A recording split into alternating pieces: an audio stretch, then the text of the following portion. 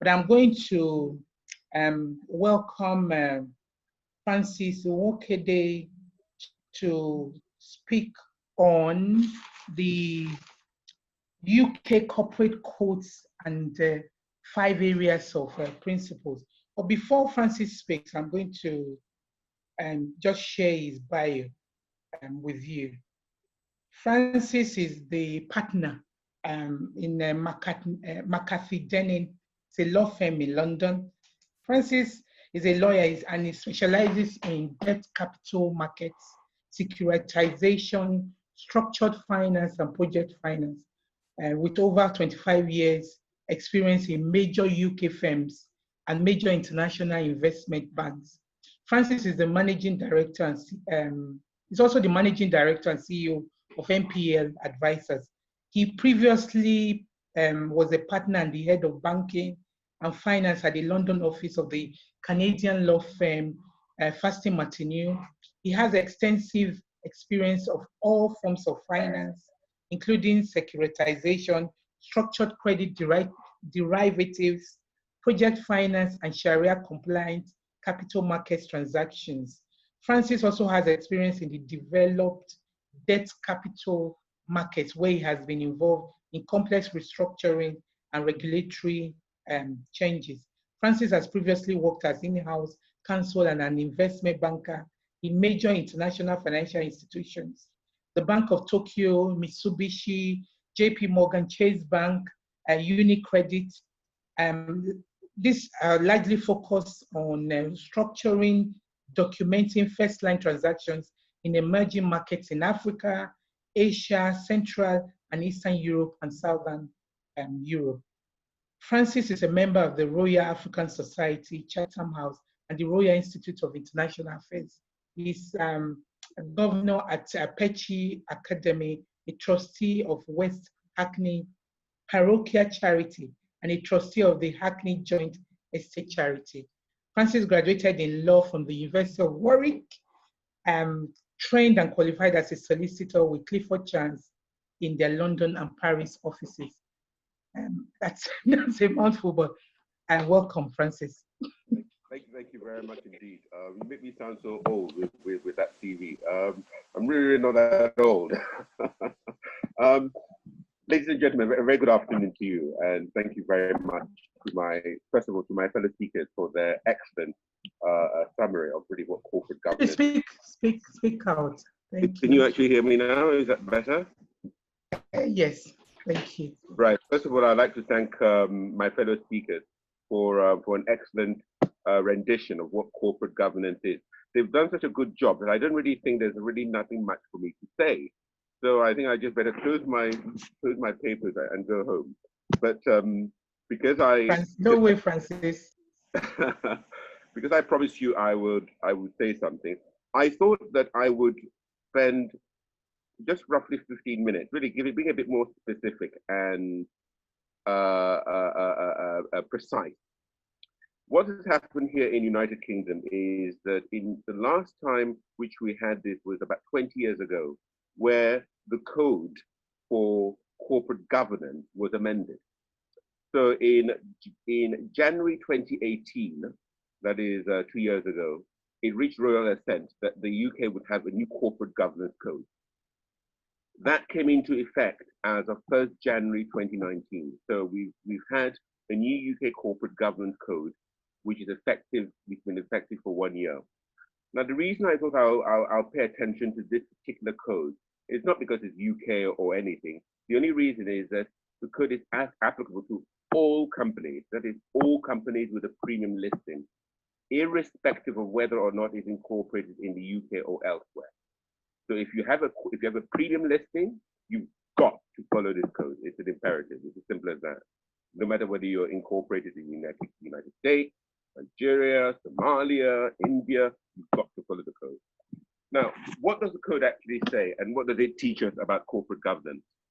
The code actually breaks down corporate governance into 5 sections, and the 5 sections are as follows. The first is board leadership and company purpose. The second is the division of responsibilities.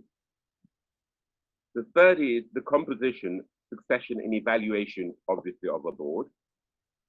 The fourth is what my colleagues have spoken about, which is the audit, risk, and internal control. And lastly, but by no means the least, the fifth section is on remuneration. Now, what it does is that it goes into these sections and it gives general principles as to what a company should do in order to be compliant, in order to be compliant from a corporate governance perspective. Now, it rates principles which are quite simple, but then it then goes on to give quite detailed provisions on how this principle should apply. Now, I'm not going to, in this seminar, give you the detailed provisions, but what I shall go through are the general principles, and I shall summarize it for you as best as I can. So starting off with the board leadership and company purpose, what it says, it has 5 principles, which it says must be complied with.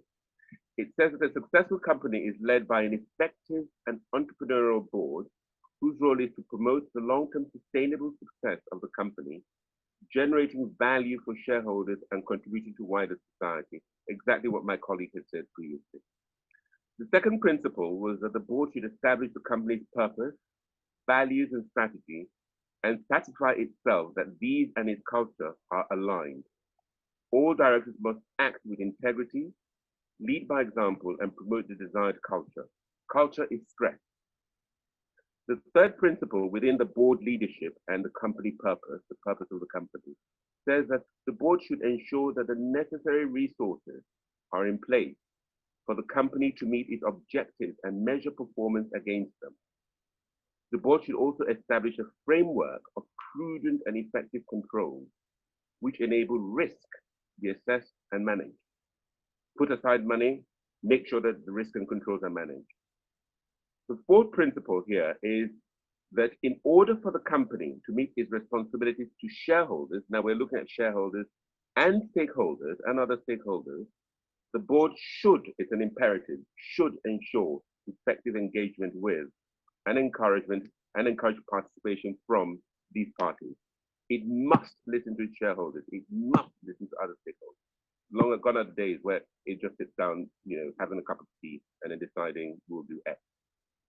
And lastly, for the board leadership and company purpose and principles, it says that the board should ensure that workforce policies and practices are consistent with the company's values and support its long-term sustainable success. My colleague said sustainability. Well, it's been picked up. It says you've got to make sure that your company's values support its long-term sustainable success.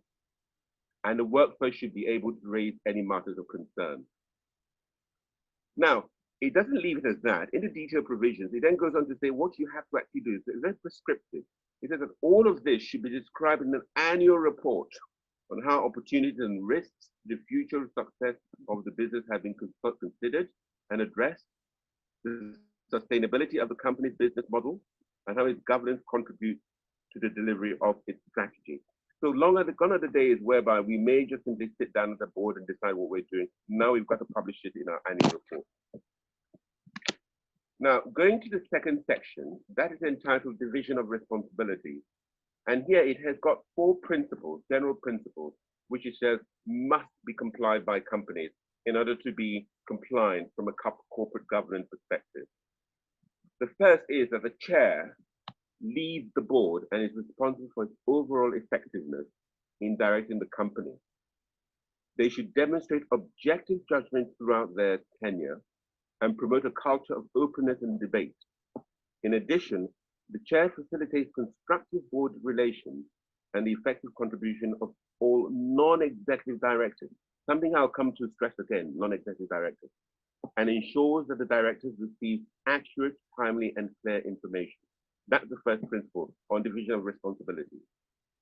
The second principle says that the board should include an appropriate combination of executive and non-executive, and in particular, independent non-executive, I stress, independent non-executive directors, such that no one individual or small group of individuals dominates the board's decision-making.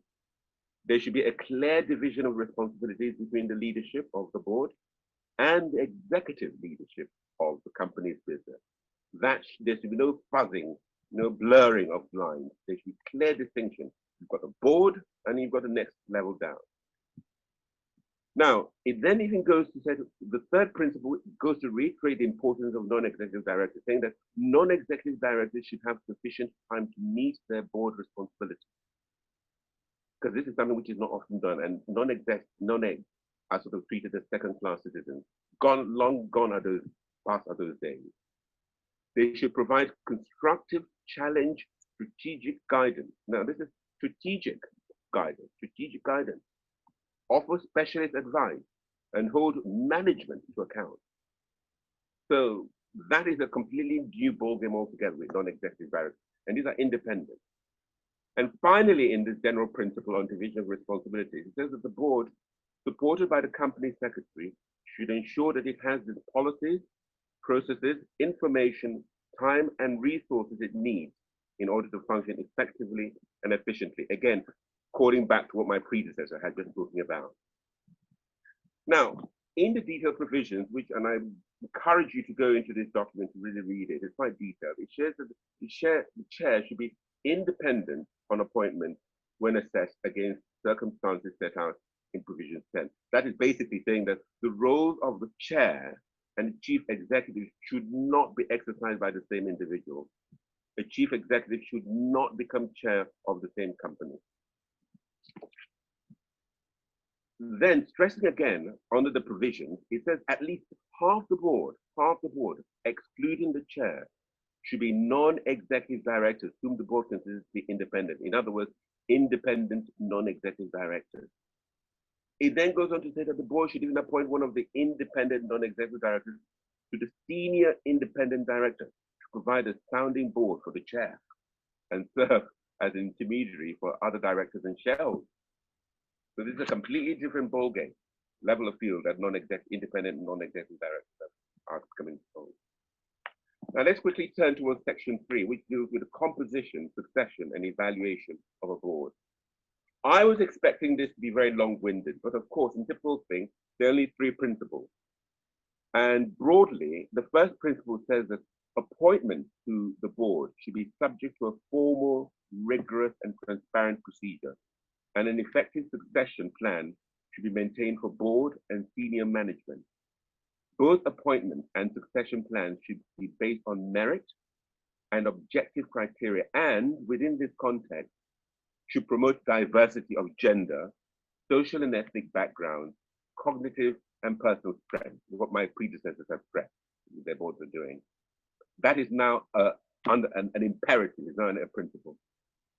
The second principle within the composition, succession, and evaluation section, which is section 3, is that the board and its committees should have a combination of skills, experience, and knowledge. What my predecessor was saying, different ages, different sectors, different age groups, not beyond 50 and below 50. Consideration should be given to the length of service of the board as a whole, and membership regularly refreshed. And finally, it says the third principle, vis-a-vis composition and succession and evaluation of a board, is that the annual evaluation of the board to consider its composition, diversity, and how effectively members work together to achieve objectives.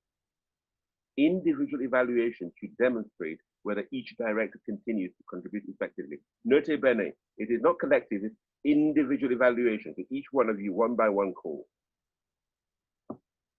And within the provisions, that is where it then goes to be prescriptive. It says, insofar as carrying out these 3 principles concerned, you've got to establish a nomination committee. So it says you establish a nomination committee that should lead the process for the appointment. Ensure that plans are in place for orderly succession to both the board and senior management positions, as well as oversee the development of a diverse pipeline of succession, i.e. different people succeeding, not only men, white, as in England. We have a black, Indian perhaps. A majority of members of the committee should be independent, non-executive directors.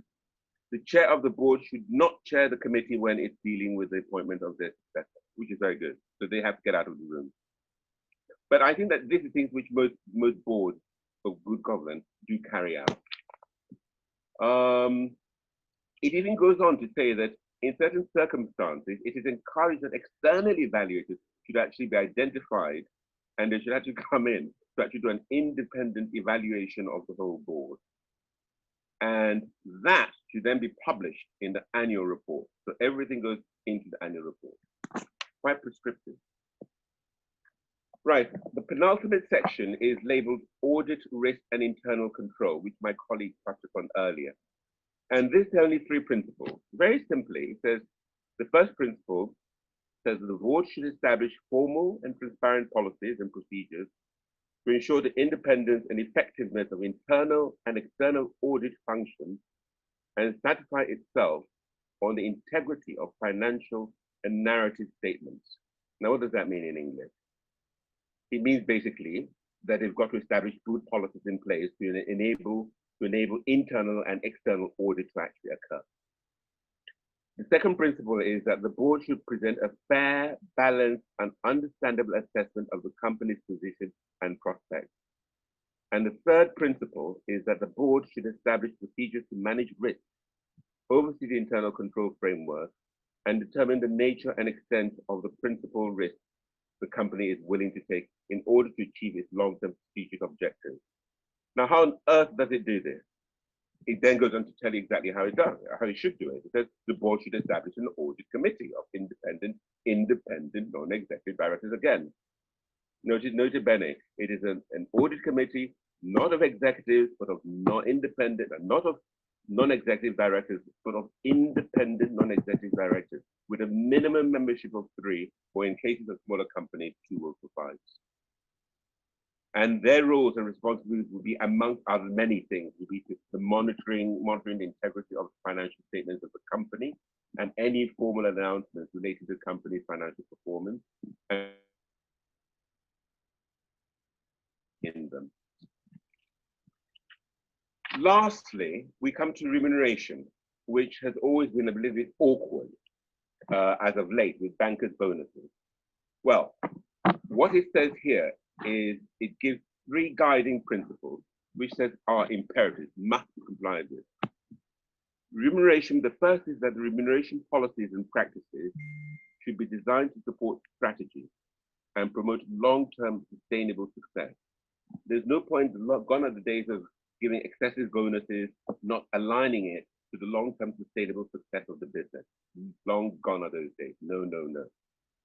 Executive remuneration should be aligned to the company's purpose and values and be clearly linked to the successful delivery of the company's long-term strategy. So there's a direct correlation between remuneration being paid and the company's long-term strategic goals. The second principle is that a formal and transparent procedure for developing policy on executive remuneration and determining director and senior management remuneration should be established. Simple as that.